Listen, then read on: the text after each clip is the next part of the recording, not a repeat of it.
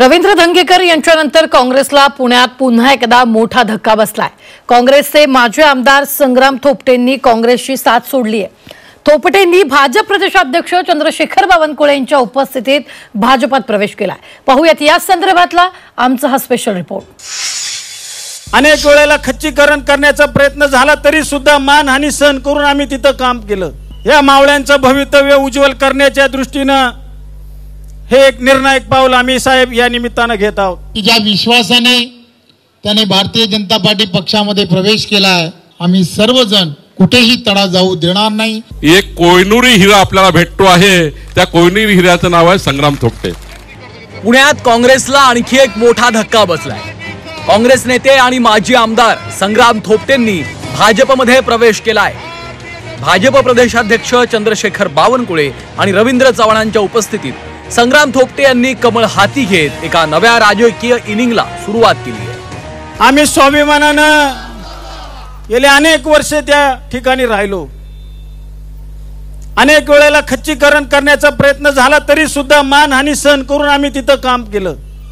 का तर आम्ही स्वाभिमान कधी त्या ठिकाणी घाण ठेवत नाही। परंतु आज अशी परिस्थिती आहे की आज सर्व स्वाभिमानी मावळा छत्रपती शिवाजी महाराजांचा पदस्पर्शाने पावन झालेला आमचा सर्व परिसर आहे। या मावळ्यांचं भवितव्य उज्ज्वल करण्याच्या दृष्टीने हे एक निर्णायक पाऊल आम्ही साहेब या निमित्ताने घेत आहोत। त्याला एवढा विश्वास देतो की ज्या विश्वासाने त्याने भारतीय जनता पार्टी पक्षामध्ये प्रवेश केला आहे, त्या विश्वासाला आम्ही सर्व व्यासपीठावरील आणि आदरणीय देवेंद्रजी आम्ही सर्वजण कुठेही तडा जाऊ देणार नाही।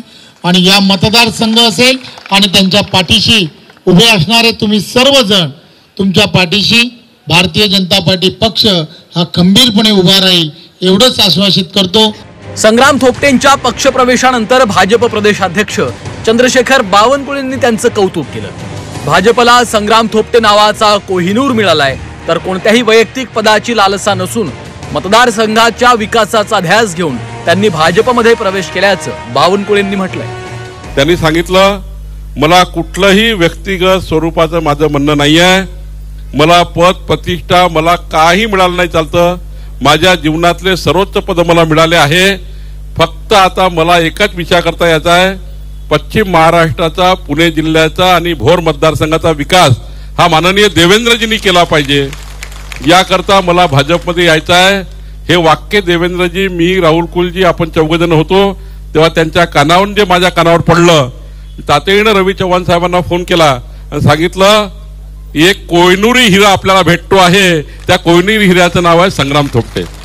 संग्राम थोपटेंच्या भाजप प्रवेशानंतर काँग्रेसच्या ज्येष्ठ नेत्यांकडून चिंता व्यक्त करण्यात आली आहे। पक्षातील डॅमेज कंट्रोल रोखण्यासाठी बैठक बोलावून यावर तोडगा काढावा असा सल्ला काँग्रेसचे ज्येष्ठ नेते उल्हास पवार यांनी दिला आहे। आणि गळतं थांबवण्याकरता मी तुम्हाला सांगतो, माझं या ठिकाणी माझं मत मागतो।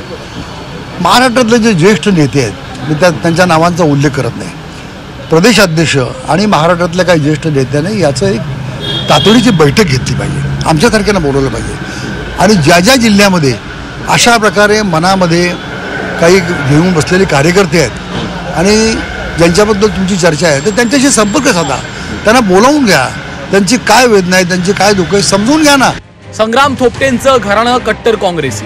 संग्राम थोपटेंच्या वडिलांनी त्यांचं संपूर्ण आयुष्य काँग्रेससाठी वेचलं। सोनिया गांधींचे निकटवर्तीय अनंतराव थोपटेंचे संग्राम थोपटे हे पुत्र आहेत। संग्राम थोपटे यांना वडिलांपासूनच राजकीय वारसा मिळाला। 2002 मध्ये संग्राम थोपटे भोर पंचायत समितीमध्ये उपसभापती झाले। 2009 मध्ये भोर मतदारसंघातनं विजय मिळवत पहिल्यांदाच संग्राम थोपटे आमदार झाले। त्यानंतर 2014 आणि 2019च्या विधानसभेत विजय मिळवत संग्राम थोपटे यांनी हॅट्रिक केली। विधानसभेत विजयाची हॅट्रिक केलेल्या संग्राम थोपटेंना 2024 मध्ये पराभव स्वीकारावा लागला। 2024च्या विधानसभा निवडणुकीत संग्राम थोपटे यांना अजित पवारांच्या राष्ट्रवादीचे शंकर मांडेकर यांनी आव्हान दिलं होतं। या निवडणुकीत शंकर मांडेकरांना 1,26,455 मतं मिळाली, तर संग्राम थोपटेंना 1,06,817 मतं मिळाली होती। जवळपास 19,638 मतांनी संग्राम थोपटेंचा पराभव झाला होता। विधानसभा निवडणुकीत काँग्रेसच्या 2 दिग्गज नेत्यांचा पराभव झाला। रवींद्र धंगेकर आणि संग्राम थोपटेंना पराभव स्वीकारावा लागला। त्यानंतर रवींद्र धंगेकरांनी काँग्रेसची साथ सोडत शिंदेंच्या शिवसेनेत प्रवेश केला। तर आता निष्ठावंत काँग्रेसी घराण्यातील संग्राम थोपटेंनी देखील हात सोडत कमळ हाती घेतलंय. त्यामुळे पुण्यात काँग्रेसला पाठोपाठ मोठा धक्का बसलाय.